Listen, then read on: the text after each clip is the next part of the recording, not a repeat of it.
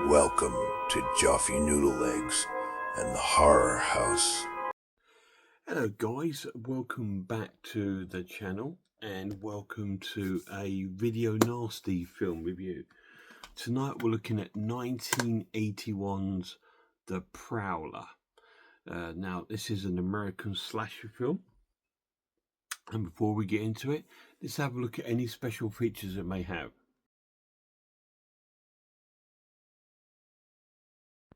Right, so this is the main screen for The Prowler. Let's have a look at the extra features. Tom Savini behind the scenes, gore footage 10 minutes and theatrical trailer. And that's the special features on The Prowler. So there we go, bare minimum special features, a 10-minute documentary from Tom Savini about the effects, because he does the makeup effects in this, and a trailer, and that's it. So let's not waste any time, let's get on with the story.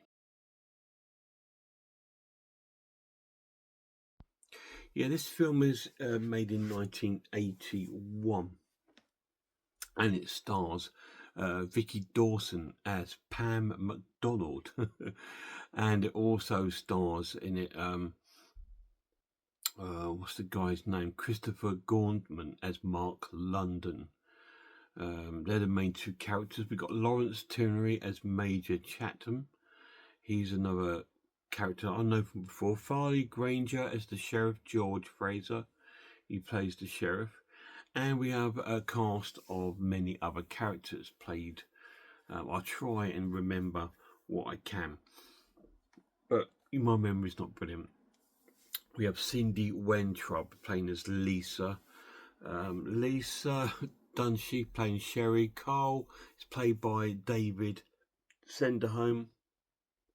Ben is played by Thom Bray. Sally by Diane Rhodes, and there's loads of other characters throughout the whole film.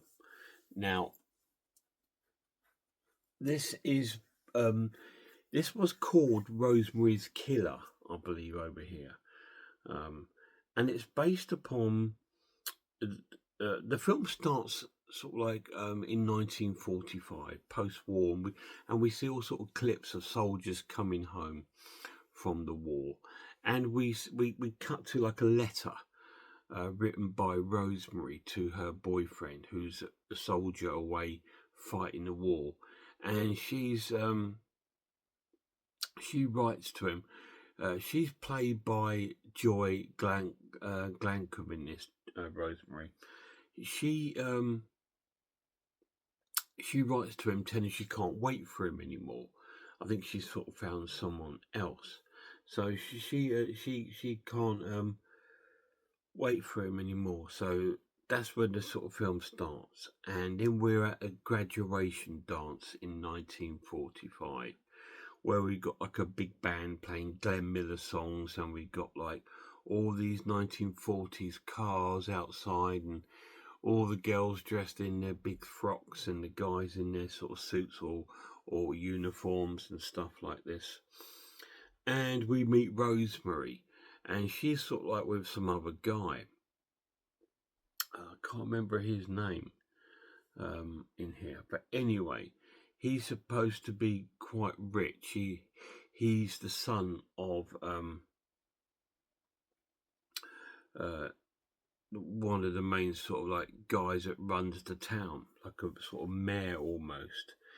Anyway, they leave the do and go out to this sort of like bandstand across this bridge outside that's all lit up, just to have a bit of canoodle in the dark, and we see this figure sort of walking around dressed around in this sort of military clothes, and it's not long till we realise this is our killer, and he's carrying around a pitchfork, as you do, not a gun but a pitchfork, and he puts the pitchfork through the two, Rosemary and her boyfriend, and they're killed straight away. And so we then sort of like get the titles for the film and cut to the 1980s. And here's where we meet our cast. We meet Mark London, who's our police officer, and obviously we meet our female lead, who once again I've forgotten her name, and I've only just told you. Oh, I don't know. I'm just losing it. Vicky Dawson, I think the actress name is, and she plays Pam. I thought her name was going to be Rosemary, but anyway, it's not. She plays Pam. And they're preparing, this is based now in 1980, and they're preparing a graduation dance. And this is the first one since 1945. And the police sheriff is not too happy about it. Now, Mark, Pam's sort of love interest, he is a sort of deputy at the police, so he's a police officer. It's not long until the killings start there in 1980. We see somebody sort of preparing themselves in army clothes and goes out on the kill. And we're not short of a few deaths in this film. This has quite a high body count, and it's pretty brutal. And so these deaths are happening outside, and so everyone has to stay inside the graduation. But of course, you've got the odd wanderer that goes out and succumbs to their death. We get all different deaths. We get throat slit. We get obviously impalement with a pitchfork, and all these other ones. We get some really cool deaths in it. Tom Savini's outdone himself in this film. And then the police officer, Mark and Pam, are going out investigating to find out who this killer is. So that's a little synopsis. Let's have a look at the characters.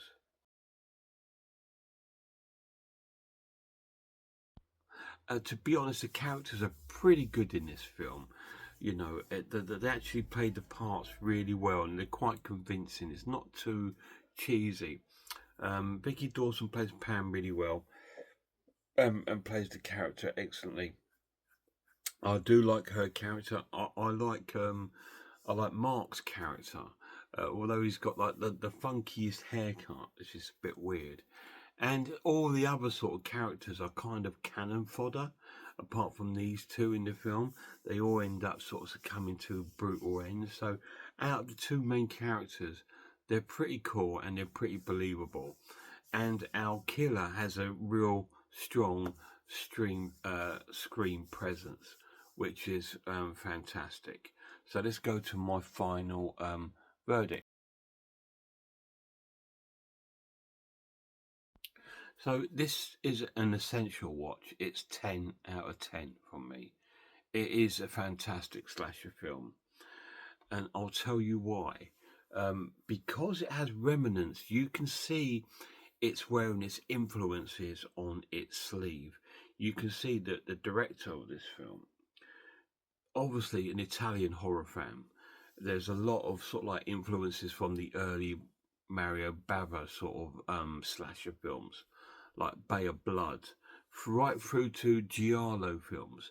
There's a lot of Giallo influence in these films because there's a lot of sleaze in it, and obviously quite a lot at the beginning we just see the killers like black gloves and stuff like that. And it's got very creative kills, just like a Giallo. But it's also got influences of its day, of Friday the 13th. My Bloody Valentine is the obvious sort of like influence or contender, being sort of parallel, because I think they both came out on the same year. And it's quite similar in similarities in that way. But because of all that, and Tom Savini, some of his best work is in this film, and it is absolutely full of like atmosphere. It's really cool. And there's a lot of tension goes through the film. There's a lot of quiet moments of people sort of like creeping from room to room in places, like hoping not to find this killer guy. There's lots of moments like that. And like I said, the killer's got a lot of presence on screen, and he's pretty cool, and he does some amazing kills in the film. some of the best kills I've seen in an 80s slasher. Hands down, it's that good. And the story plays out really well. It's nicely paced.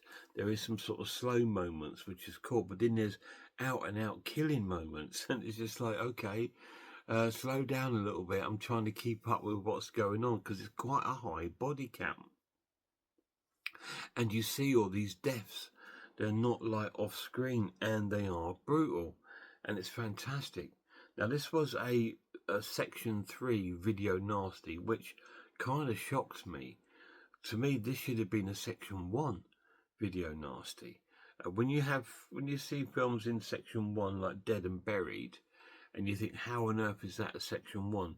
And this is Section 3 with a lot more sort of brutal killings in it.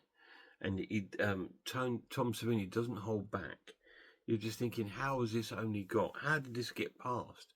But I believe, like I said, in the UK and in Europe, it was cut with a lot of Tom Savini's work cut out of it, and it was released under the title of Rosemary's Killer.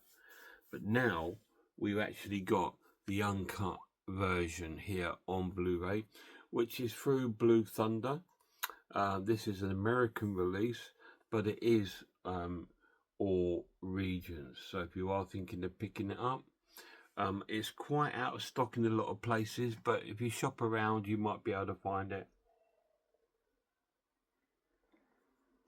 But have confidence that it is all regions, so it will play here in the UK. The Prowler, 10 out of 10. Any of you guys seen it? It's fantastic, guys. It's really, really cool. I've been holding back from getting this one because I thought it was one that I saw years and years ago. And when I watched it, I thought, no, I haven't seen this one. This is not the one that I thought it was.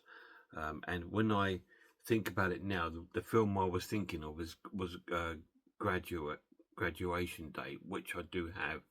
That one was a little bit tamer and a bit lamer than this. This one's a bit full on.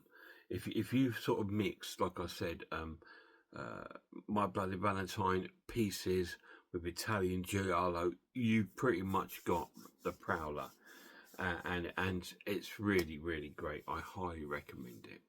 And on top of that, I highly recommend these horror channels: Horror Hands, Horror Geek, Man v Film, RS Design, Pissawell, I'm Ice Lord, Cat Watches Horror Movies, Grumpy Andrews Horror House, and The Maniac. And a massive shout out to my lad. Till next time, look after yourselves, look after one another, and I really hope I see you all soon.